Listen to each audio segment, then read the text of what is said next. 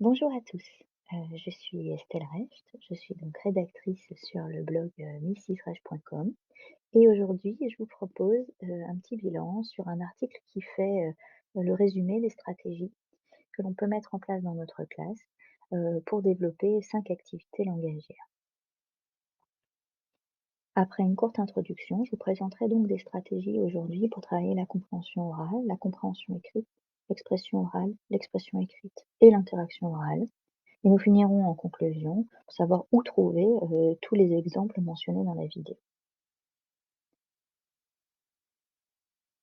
En tant que professeur d'anglais, ce qui nous importe le plus lorsqu'on construit une séquence et qu'on la mène auprès de nos élèves, c'est non seulement de savoir quelle activité langagière on va travailler, heu, quelle activité langagière, va être évaluée chez les élèves, mais surtout et avant tout, quelle stratégie on va pouvoir leur enseigner afin qu'ils puissent devenir, forts dans chacune des activités langagières, quel que soit le contexte. Et c'est vraiment un travail de méthodologie qu'il nous faut d'abord intégrer nous-mêmes afin de pouvoir l'enseigner à nos élèves. Sur la compréhension orale, je partage donc dans le premier article des stratégies faciles à mettre en œuvre pour mettre notamment en place un rituel de discrimination auditive. Je partage avec vous mes sites chouchous de ressources audio ainsi qu'une méthode pas à pas pour mener une compréhension orale dans votre classe. Cette méthode est donc détaillée avec des exemples et également partagée dans une ressource gratuite, un petit freebie, qui fait l'objet d'une, version différenciée. Et puis je termine dans cet article par, plusieurs idées qui vont vous permettre de vous inspirer sur la compréhension orale. En compréhension écrite, vous allez trouver un deuxième article, qui va vous permettre également de trouver l'inspiration, notamment, j'utilise des flashcards en compréhension écrite, mais également des nuages de mots. J'ai développé une stratégie, également sur, de la classe puzzle. Donc si vous ne connaissez pas la classe puzzle, je vous encourage à aller lire cet article et également la mise en voix du texte.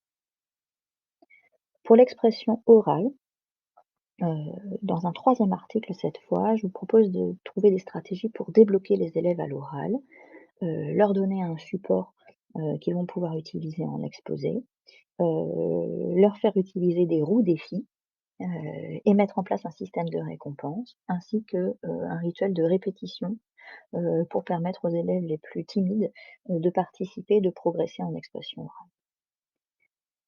Pour l'expression écrite, je partage dans un quatrième article des astuces pour les aider à progresser à l'écrit, notamment avec une méthode clé en main en plusieurs étapes et des stratégies, transférables là aussi. Et je vous détaille, un exemple concret mis en place en sixième.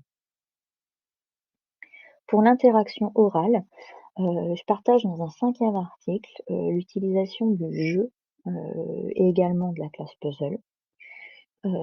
J'ai un rituel, d'interaction orale, mais également des activités autour des flapbooks et des dés. Et si vous ne connaissez pas, je vous encourage à nouveau à aller lire, les articles concernés.